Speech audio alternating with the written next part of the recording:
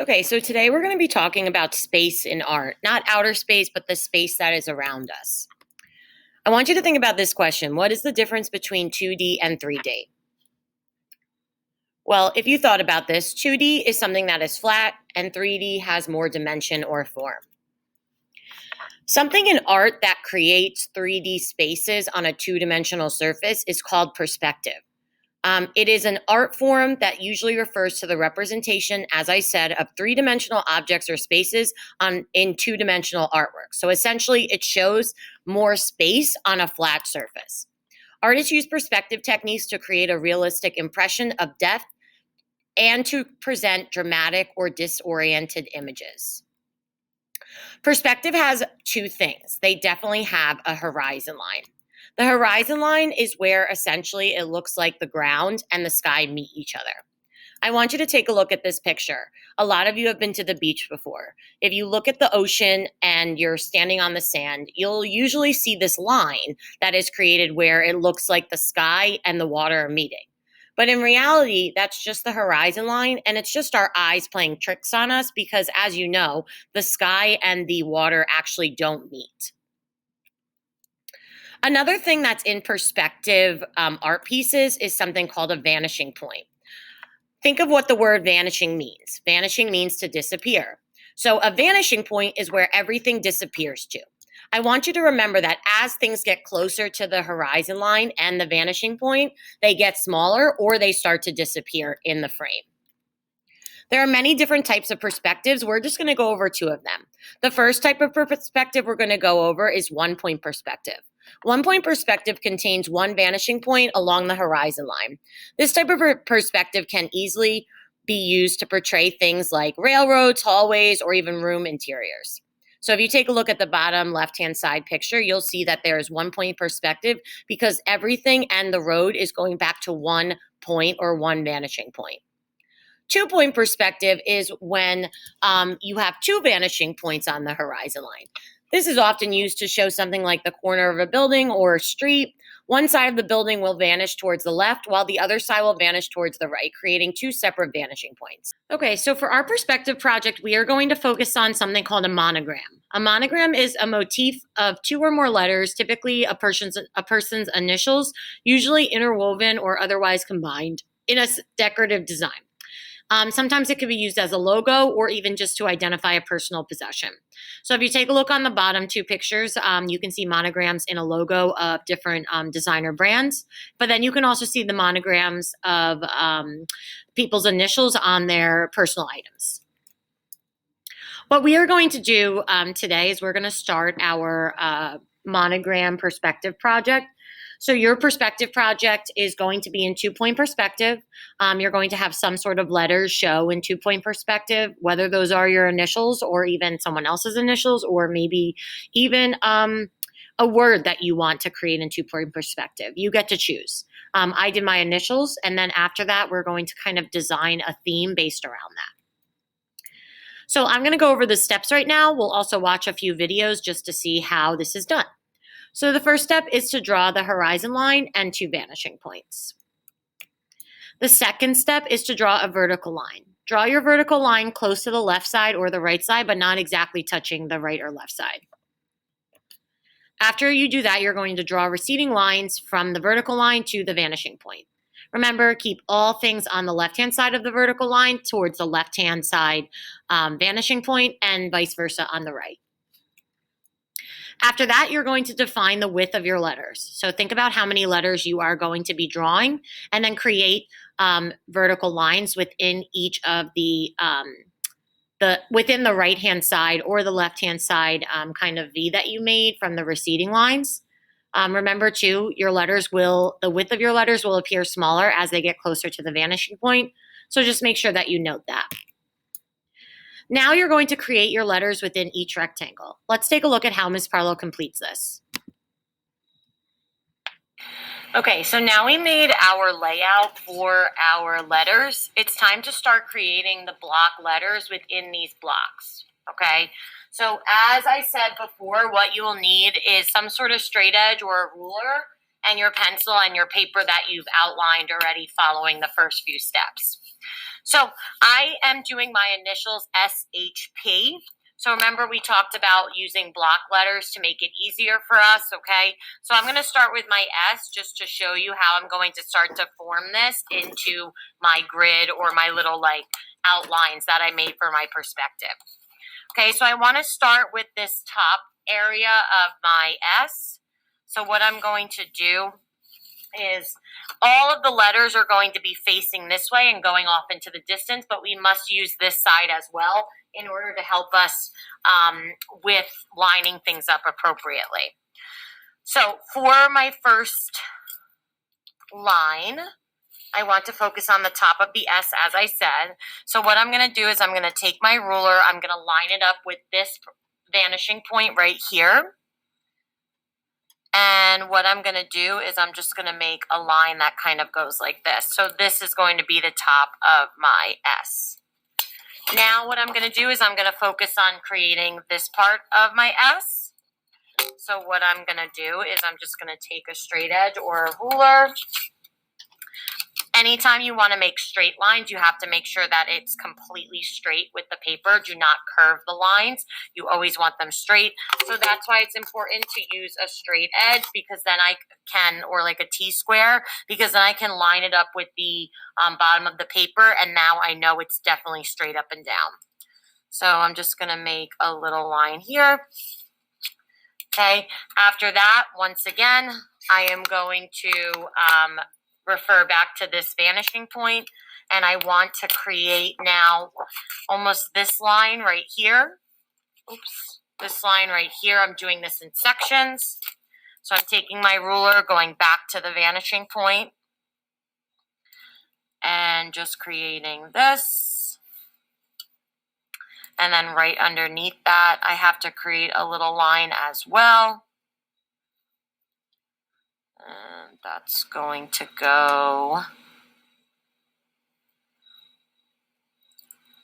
right here. All right, then once again, I'm going to make my, this part of my S, okay? So what I'm gonna do is I'm gonna use my straight edge, and I'm just creating a straight line, okay? And now I'm creating this last part of my S, where I'm using this ruler again, and this, this vanishing point up here. Remember, always lining it up with the vanishing point is very, very important in order to make proper angles and things like that. Okay, so I've created my S. What I want to do is I want to make it look a little bit three-dimensional. So I'm going to be now creating almost like the side view of this S. This is the front view. It's a little bit turned though. And now I want to make the side view. So now, because I'm working on this side, I'm going to be working with this vanishing point. So what I'm going to do is I'm just going to line up this bottom part of my S to this vanishing point up here. Okay, and I'm just using my straight edge or my ruler. It's really up to you. And I'm just going to make a little line there. I'm going to do the same thing over here. And remember, we are drawing very light because we are going to be erasing a lot of these lines. So you want to make sure you do draw light, because as you can see, I'm going to start to erase some of these lines. And you'll see that my S is starting to kind of go into perspective. I have to finish this part as well. So anytime that I want something to kind of go this way, I'm going to make sure that I'm using this vanishing point now. So I'm just going to line up my ruler with the vanishing point and just finish this little section off. Okay, so as you can see, my S is starting to form. Okay, I have to definitely work in here. So I want to kind of create some lines that go back here. So what I'm going to be doing is I am lining up this ruler with this vanishing point and just bringing it back a little bit. Okay, so it almost looks like it's going back in space. I'm also going to cut this off too to show that there are different letters. Okay, so I'm just lining it up once again, and just going back.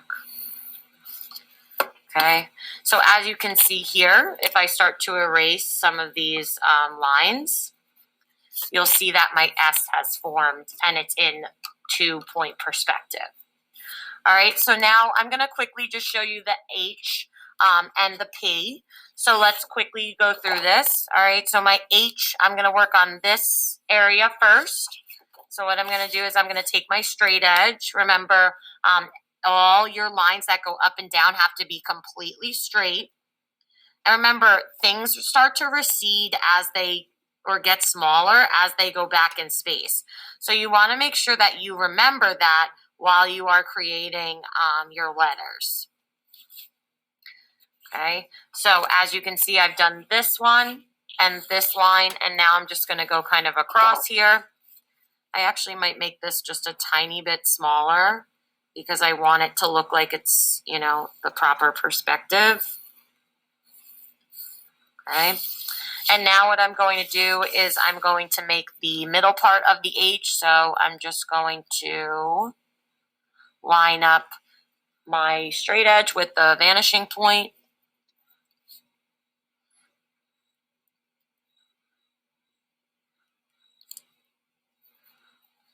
Okay.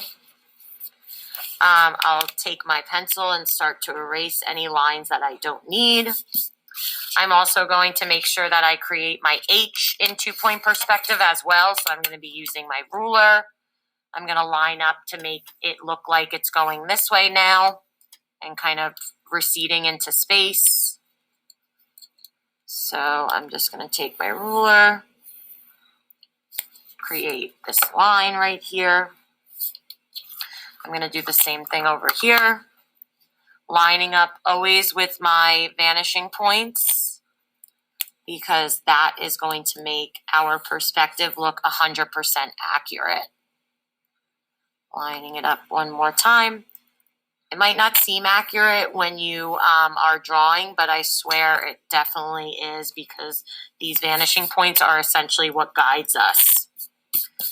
All right, so this part of my H needs to kind of show some perspective as well. So I'm just lining up my ruler again, making a small line, lining up my ruler here, making a small line. Okay, so as you can see, my H is now going back into space as well. All right, my last letter is going to be P, because those are my initials. I'm just going to make this line a little bit darker so you can see. Okay, so I'm just going to create my P. Remember, as I said, block letters are a lot easier than curved letters. So I'm going to start with my this longer part of the P. So remember, lines that go straight up and down have to be completely straight. So I'm just lining this up and making sure that it's perpendicular to the bottom of my paper. And I'm just going to make this straight line here. Then I'm going to make this part of the P. Okay, so I'm just taking my straight edge again, and I'm just lining this up.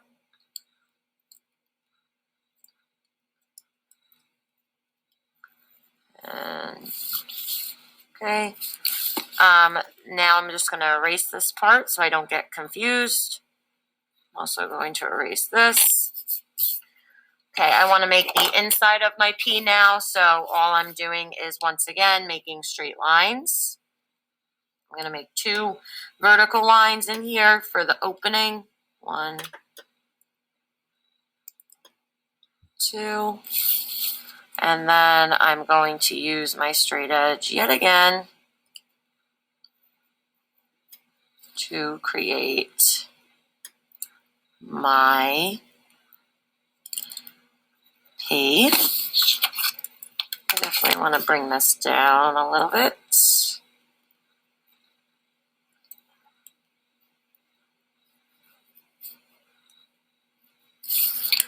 Okay, I'm just going to erase some of these lines. Once again, I'm going to be using this point here to kind of go back in space over here. So I'm just going to be lining this up with the edge here and the vanishing point. Going back, doing the same thing back here. Going back, okay. And that looks pretty good to me. Oops. So now I'm just going to get an eraser and start to erase all these guidelines. And then it's time to start decorating our piece. All right, so after you have created your letters in 2-point perspective, it's time to add a theme to your artwork. A theme is a broad idea or a message conveyed by an artwork. So essentially, what is the overall idea or a theme or kind of images that you want to go along in your artwork? It could be any theme you want, but let's just stick to one to add your decorations. So now you're going to add images to support your theme. Let's see how Miss Farlow does this.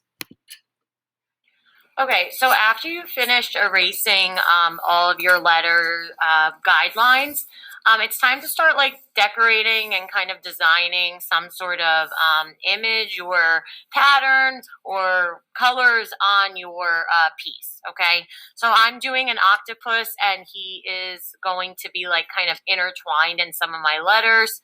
I might like pick a theme and like kind of stick with that theme. So maybe I want to do something like related to underwater, right? So maybe I'll make a, I don't know, just some like different types of things that kind of remind me of underwater. I'll stick probably to one color, you know, maybe like the blues and things like that. I can even think about making some sort of like anchor over here. You can use any sort of coloring materials. You can use crayons, color pencils, markers, paint, whatever you want to use for this project. It is up to you. What I am grading you on, as you know, is just how well you do your letters in perspective, and then just how creative you can get with everything around. I'm going to continue to work on this, and I'm looking forward to seeing everyone's work.